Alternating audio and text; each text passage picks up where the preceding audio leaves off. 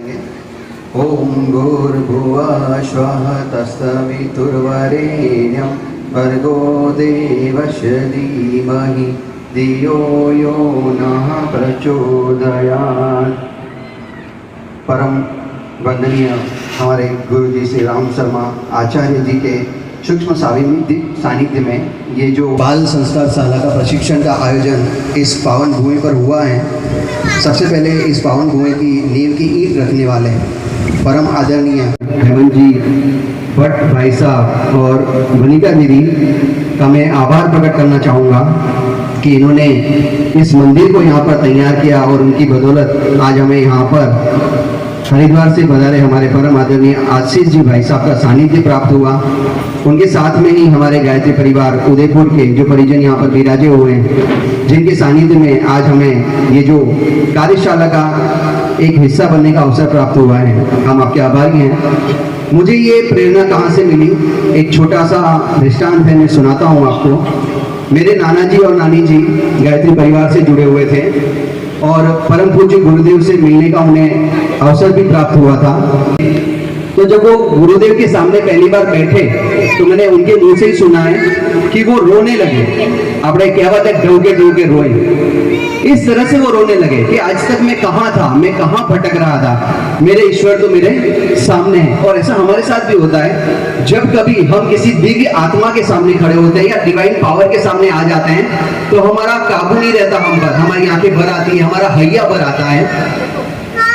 आदरणीय भाई साहब हेमंत जी भट्ट साहब और वनिता दीदी ग्राम तीर्थ यात्रा पर हैं, लगभग 21 से 22 गांवों को घूम चुके हैं। अभी वो निमोदा गांव में है और उससे पहले वो मेरे गांव में कातनवाड़ा गांव में थे। मम्मी हरिद्वार जाके आए थे, मैं उनको लेने गया था और वहीं पर मुझे रेलवे स्टेशन पर सूचना मिली कि वो दोनों कातनवाड़ा में आने वाले हैं। हम वहाँ पर गए, उनका स्वागत किया और जब उन दोनों के सामने मैं बैठा तो बस वही आंसू मेरी आंखों में भर आए उनको देखकर। अब मुझे नहीं पता क्यों हुआ, उनके पास अखंड ज्योत है, उनके पास तप है, उनके पास साधना है, उनके पास त्याग है। यहाँ पर मैं आया था, वहाँ पे जो हवन किया गया था उसकी कुछ राशि थी और घी बचा था, मैं यहाँ पर मंदिर में अर्पण करने आया था। तो अंदर से विचार आया कि क्यों ना भाई साहब का घर देख लिया जाए, क्योंकि हमारा एक बार जिक्र भी हुआ था, भाई साहब ने मुझे बताया था। वो घर भी मैं देखने गया, लगभग 20 लाख का उन्होंने रिनोवेशन कर दिया है।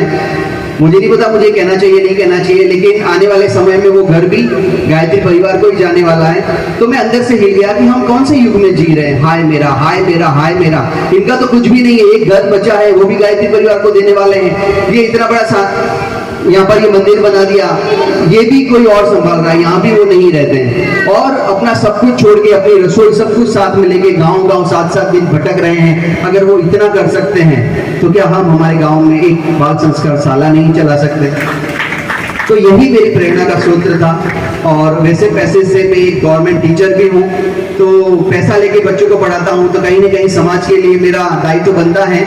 अंशदान में समाज को पहले ही देता आया हूँ, लेकिन अब समयदान देने का अवसर आ गया है। गुरु जी की प्रेरणा शायद मुझे मिली है, उनका आशीर्वाद मुझे इस बार मिला है, इसलिए अब मैंने मन बनाया है कि मेरे गांव में बाल संस्कार शाला का आयोजन मैं अच्छी तरह से करूंगा और शायद एक ऐसा आयोजन करूंगा कि उसकी जो झलकियां हैं वो थे आपके शांति कुंज हरिद्वार तक पहुंचेगी।